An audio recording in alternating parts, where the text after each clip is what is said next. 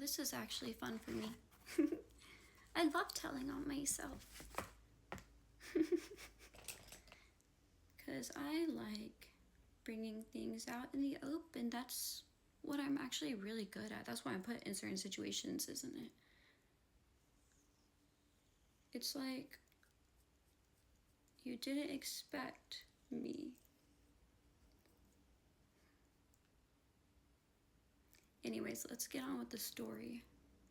So I've kind of said in previous videos about how he treated me, breadcrumbing me. The last month we were together, I saw him twice. We broke up after his brother's funeral. Not too long after, but it was after, and it wasn't while he was at the funeral, which is what he's telling people. I cheated on him at the funeral. Well, it was 9 Inch Nails, because I remember that day my friend Brandy texted me like, hey, you want to go? Because we can get cheap tickets. I could get a box. I said, of course. I wanted to go. I just didn't have anyone to go with, and I don't really like stadium shows because you can't really see. That's lame. If you're in the nosebleeds and you can't see, that's lame. I don't like venues like that. And I'm not one to have things like that, but I knew people that could give me cheaper tickets. So of course I want to go. I want to have a good seat. I would love to see them at a smaller venue, but that's not the cards I was dealt. So, rewind. We're working at Walnut Creek that week. It was after his brother's funeral. There are receipts. There are receipts. My friend's boyfriend asked him in passing at Walnut Creek if we wanted to go to this rave. So this particular bar, there's multiple sides. You can serve on the left side, the front, and the right side. He was serving on the front. I was serving on the right side. Garrison, my friend's boyfriend, walked by and asked him, because he hadn't walked by me, he had walked by him, asked if we wanted to go to this rave. And then Jay asked me if I wanted to go, and I was like, yeah, I want to go. And then Jay wouldn't tell me if we were gonna actually go. I kept on asking him, because it was about a couple of days until it's gonna happen, like maybe a week or something. And I would ask him, I was like, hey, can you let me know? Because like these events will sell out. So I didn't know if it was gonna sell out, but a lot of the raves around here will. I know that because I know a lot of the people that throw the raves. Anyways, so he won't tell me if we're gonna go to the rave. And the day of the rave, a couple hours before, he was like, oh, by the way, I can't go. And I was like, kind of figured. Earlier than that, though, that's when Brandy had asked me if I wanted to go to 9 Inch Nails. And I said yes, of course, because I knew exactly what Jay was going to do, because he always does that. That's his pattern. He breadcrumbs. He would only tell me when he wanted to hang out, wouldn't really give me the time of day. As if I'm not worthy of attention, as if I'm not worthy of a partner that actually wants to see me, actually wants to be around me. Day of 9 Inch Nails, whenever he texted me that, I had enough. I had enough the whole time. Every single month, I talked to him because he was doing that every single month, trying to make me think that I was emotionally immature. Well, he's a psych major. That's what he said. Oh, she can't manipulate me. I'm a psych major. Well, you're not smart enough. Your lies are stupid. Because there's receipts. There are receipts. Kind of like the paper trail at work, being paid extra. Oh, it's really interesting, the people that are involved. And, you know, Spirit once said, forgive them, for they have not known what they have done. Well, some people know what they have done. And you know what you have done.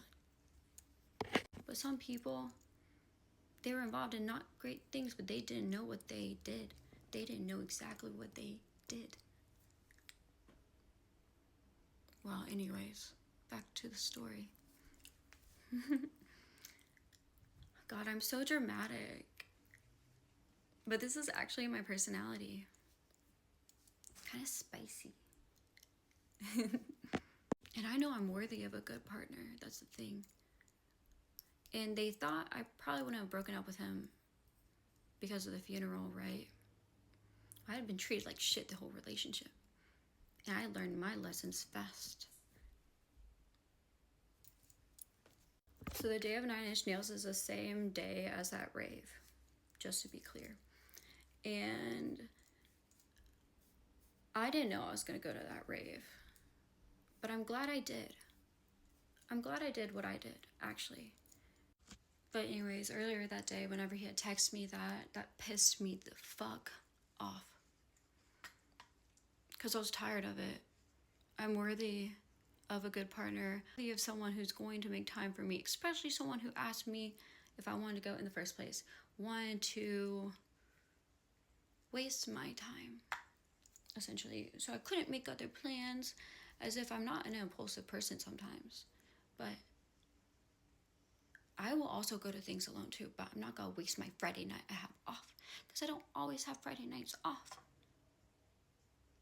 So I was like, hey, can we maybe see one another? Can we maybe have a conversation, maybe a phone call? Because I didn't just want to break up with him over text. And hours and hours and hours and hours go by. Eventually he texts me, hey, I'm about to get out of the shower. We can talk now. At this point, I'm getting ready for 9 Inch Nails, and I didn't want to piss myself off even further. I wanted to have a good time. So, I was like, hey, I'm busy now. We'll talk later. Perhaps tomorrow. We have work tomorrow anyways. The time, like, I would actually see him was just at work. How convenient. And at this point, I'm used to this man not talk. Man. He's not a man. He's a fucking boy. At this point, I'm used to him not really talking to me for the most part. Like, not even texting me throughout the day. Not that anyone has to all the time, because we're busy people. But I hardly would get responses. So at this point, I'm detached. Because that's what happens. I just detach myself. And I'm good at that. I'm good at the art of detachment. Maybe people thought I was so desperate for love because no one really loved me growing up. But I have friends, people that you wouldn't expect would be my allies or actually love me. I'm not desperate for love. I love myself enough to know what I don't deserve. It's kind of like the condor, the eagle. I see the full picture.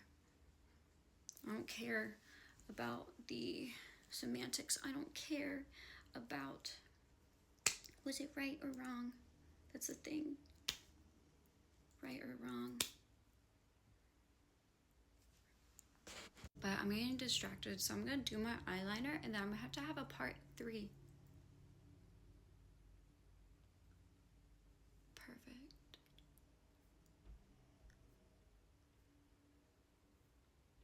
And that's the thing I don't miss. I don't miss.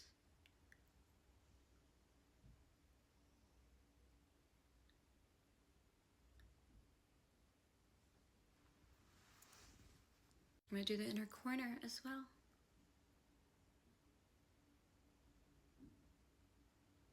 We're going to go simple today. Well, simple for me, I guess. Still fire, though. It's like I have the magic touch.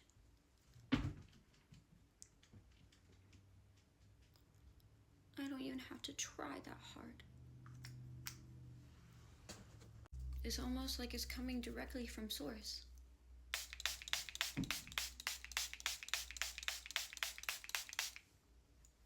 Okay, I'm gonna let this dry and we're gonna go to part 3. I almost said part 2, but part 3.